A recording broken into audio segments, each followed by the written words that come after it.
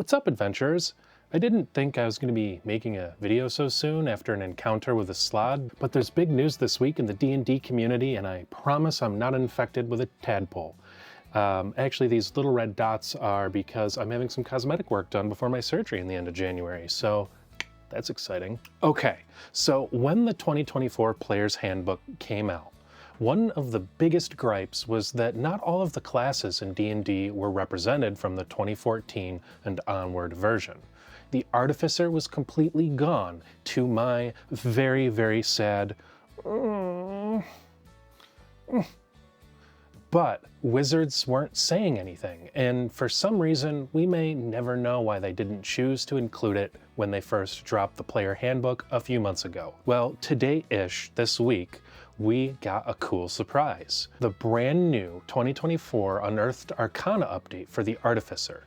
Now, this isn't the final version. Wizards of the Coast will gather feedback, and then in another week or so, they'll open it up for community feedback. But as it stands, there are some really exciting changes to dissect, and some reasons to really love what they're doing with the updated Artificer.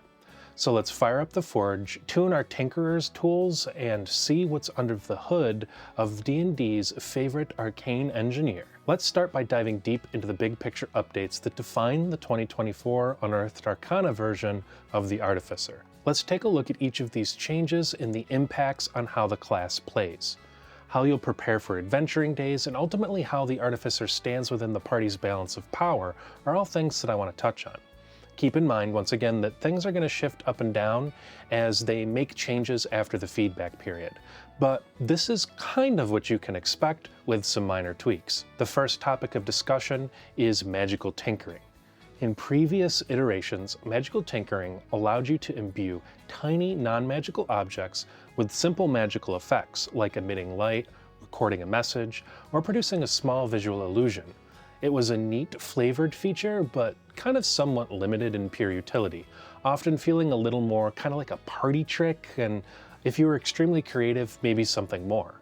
But now, magical tinkering steps firmly into the role of rapid prototyping. You can create a variety of mundane but useful gear, things like caltrops, rope, a lamp, or even a set of artisan's tools, simply by using the magic action while holding your tinkerer's tools.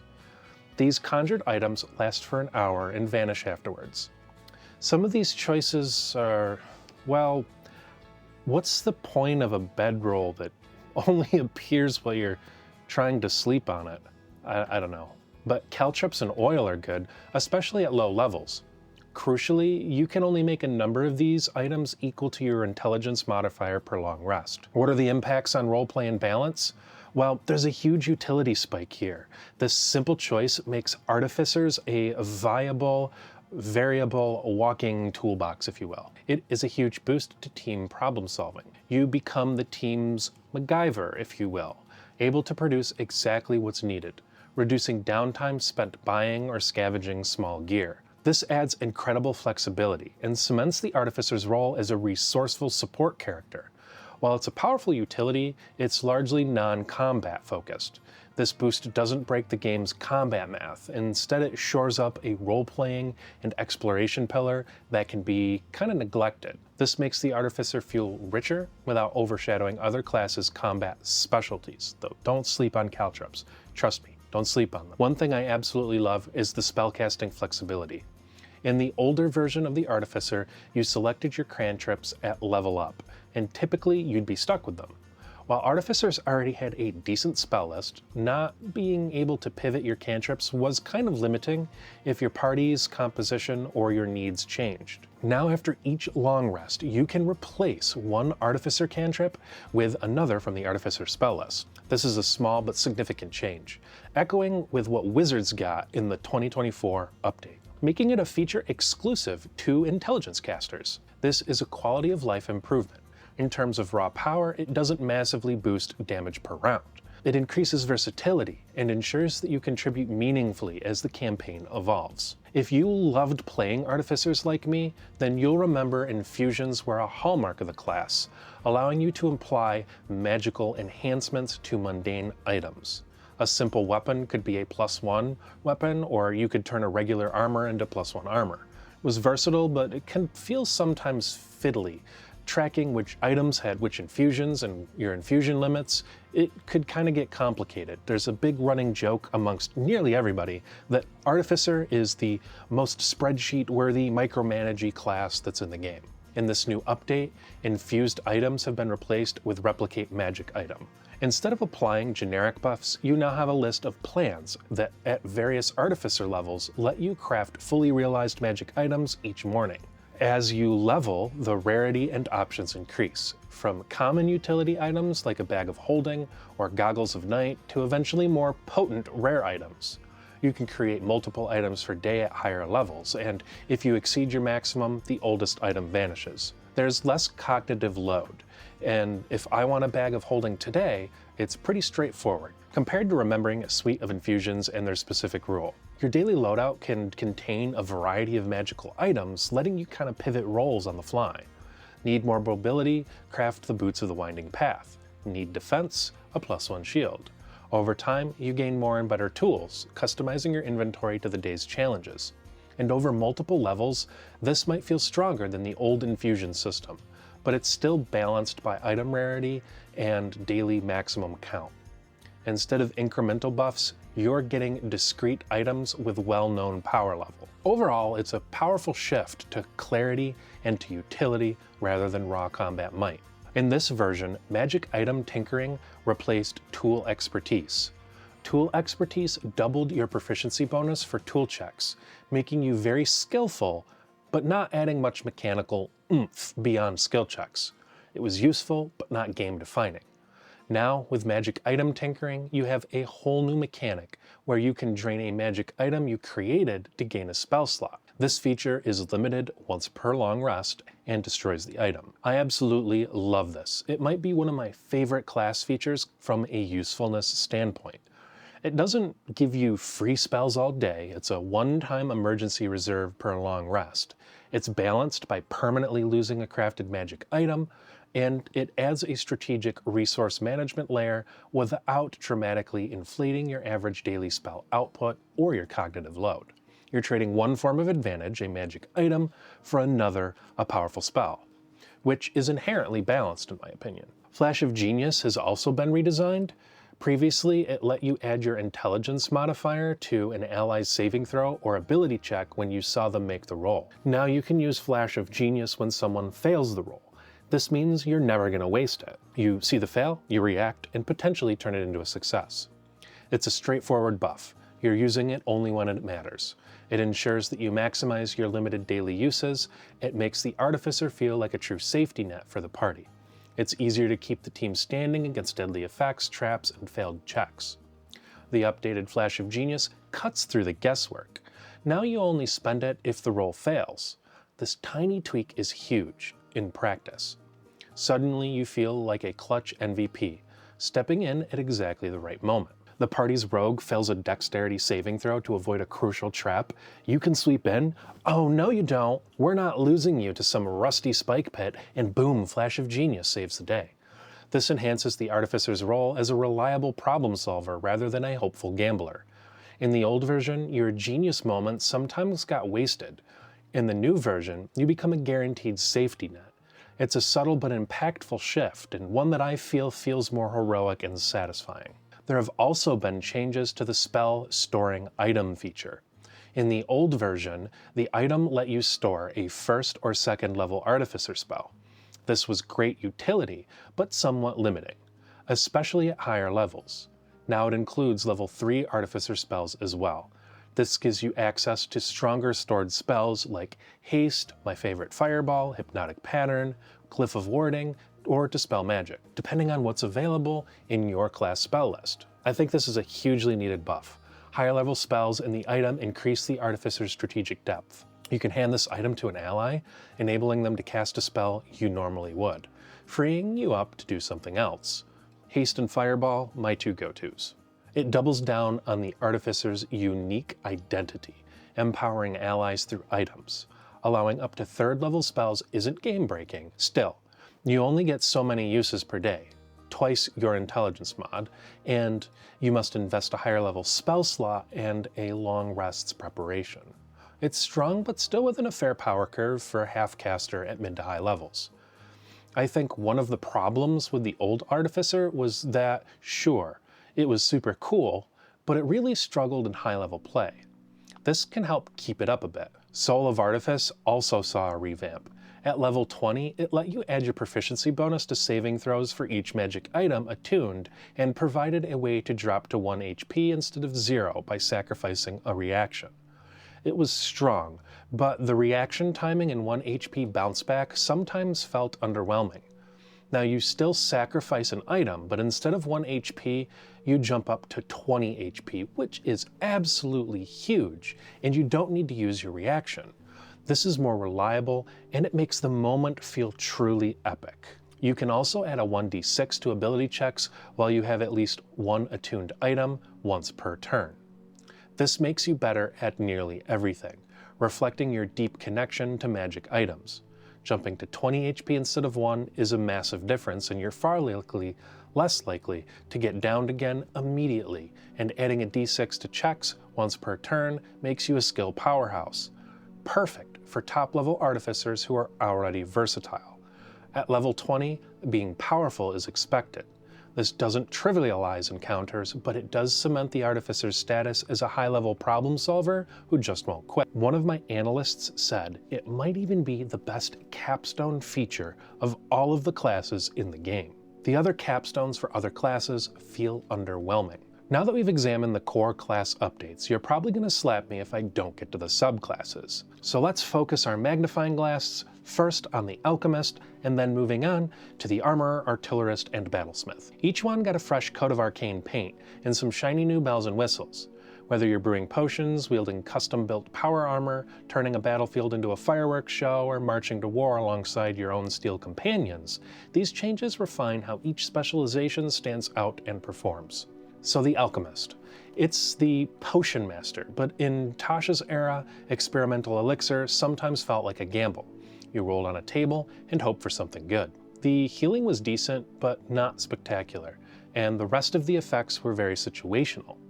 Meanwhile, some of its higher level features, though flavorful, lacked that factor, I guess. Now you produce multiple elixirs per long rest, not just one. More elixirs means more chances to help your party adapt, heal, or gain buffs right when they need them. Plus the healing elixir got stronger. At higher levels you can create even more elixirs, turning your downtime into a mini potion factory. The 6th option on the experimental elixir table now lets you choose what you get, ditching the randomness when it counts. That, in my opinion, is a game changer, ensuring you always have the right brew for the right situation. Restorative reagents are now tied to your level, and these temporary hit points from your potions scale up nicely. Everyone loves getting free hit points with their morning coffee or elixir. That's what I said. And with Chemical Mastery, you get extra damage, force damage at that, when you cast certain spells. Built-in resistances to acid and poison, and a free cast of Tasha's Bubbling Cauldron, a new spell here in 2024. This is peak alchemical fun. You're not just the weird bruise guy, you're also slinging elemental chaos and fortifying your team. The Alchemist now feels like a truly support damage hybrid, a magical bartender mixing just the right cocktails of buffs, heals, and explosions. No more rolling your eyes at mediocre rolls. The specialization is bursting with flavor and functionality. But there is one thing that bothers me. Still, after all of these years, I think the Alchemist just doesn't get the love it deserves. Maybe one day the potions will scale with level. The Armorer was my personal favorite, and now I can't wait to dive into this one and give it a test. Its 2 armor models, Guardian and Infiltrator, gave distinct playstyles. Tanky Puncher or Stealthy Zapper. Good concept, but some features like Defensive Field felt a little limiting. And there was less variety than one might have hoped, but it felt like it could do more to differentiate these mechanical suits of armor. Enter my favorite, the new Dreadnaught model. Now you can tower over your foes like a giant iron colossus. The new Dreadnaught Armor option for the Artificer armor subclass transforms you into a towering force on the battlefield. The flail here is super cool, a 1d10 reach weapon. You can take a bonus action to trigger giant stature, growing to large size for a full minute and extending your reach beyond 5 feet. During this form, you can physically dominate the battlefield, and if you strike a smaller foe with the flail, Wrecking Ball allows you to push or pull them up to 10 feet. You can activate Giant Stature multiple times per day, scaling with your intelligence modifier. What are the impacts on gameplay here? Well, growing large, gaining reach, and manipulating enemy positions gives you strong battlefield control. You can separate key targets from allies or pull enemies into melee with you. Becoming large not only enhances intimidation and area denial, but also lets you move more effectively, hold choke points, and influence enemy movement. The armor's flail, reach, and reliable 1d10 damage provide a solid frontline weapon. Combine it with push-pull mechanics, and it makes you a mobile grappler-like character without needing the grappling mechanic. It's also a great team support mechanic. By physically steering enemies into unfavorable positions, you can create tactical advantage for your team, setting up allies for combos or protecting squishier party members. There's also been fixes to Guardian. Defensive field now relies on you being bloodied rather than a limited use. This means that when chips are down, you automatically get a powerful survival boost. It's more fluid and less resource tracking. My players have always said that it would be cool if there were more features that relied on the bloodied condition. Here you go. Each model gets a sweet top-level boost. Bigger damage dice for Guardian and Infiltrator attacks, and the Dreadnaught's flail packs a meaner punch.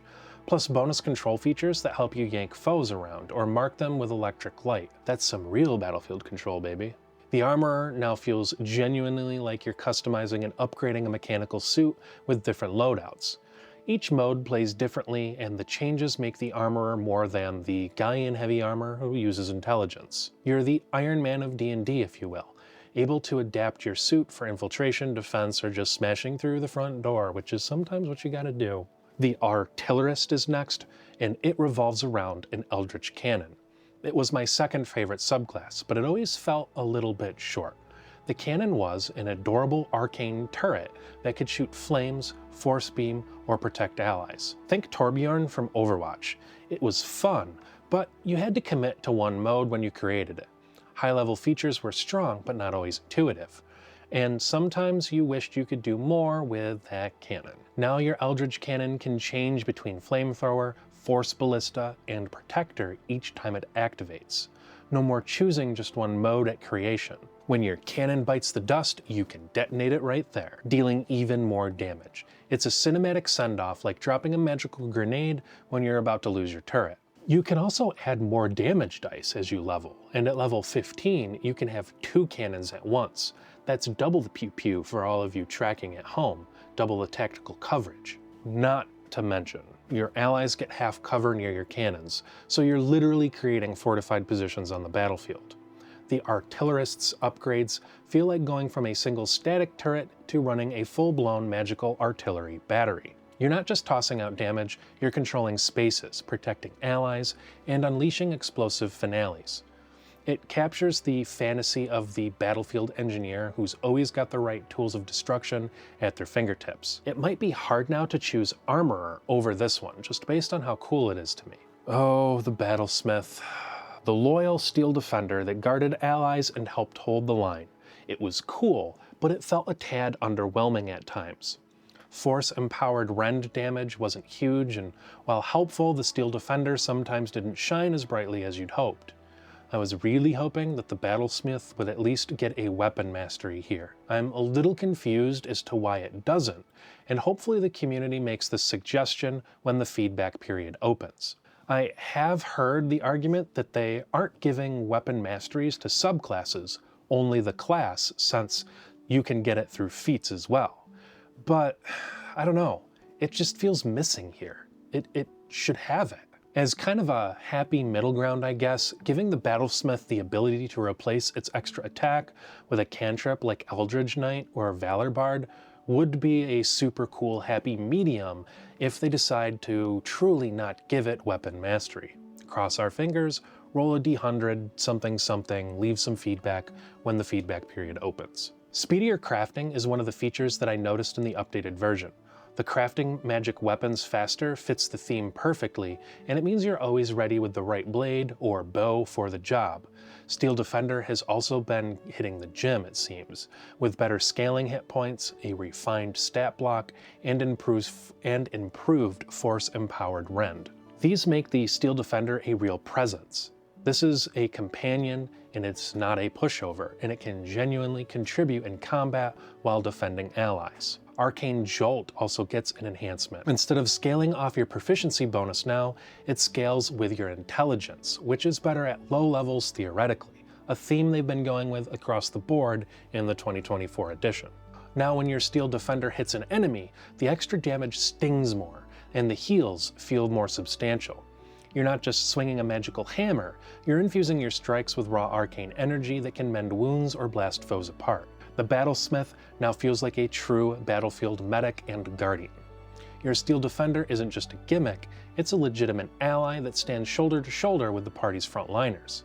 Combined with improved crafting times and better scaling, you're the team's magical weaponsmith and field engineer, ensuring that everybody is equipped and protected. If the old subclasses felt like prototypes, these new versions are polished models rolling off the assembly line.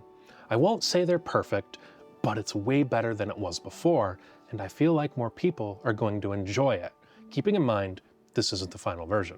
This is the part where I would talk about the damage numbers and the DPS per round that you could get out of something like the Artificer. But I don't feel like that I'm going to do that here. The Artificer is a half-caster with a lot of utility, and while sure, you can put out some impressive damage numbers, I just think it's disingenuous to the class as a whole. So with that being said, I want to encourage you to head over to my Patreon and check out all the cool content that I have over there. I just released a new subclass for the Warlock. It's in beta. It's called the Hivemind Warlock, themed off of Tyranids from Warhammer 40k. Let me know what you think about the Artificer, what are some of your favorite changes, and what do you hope that they sneak in there between Unearthed Arcana and whenever and wherever they release it. Until next time, my friends, keep rolling those dice, and may the quests be epic.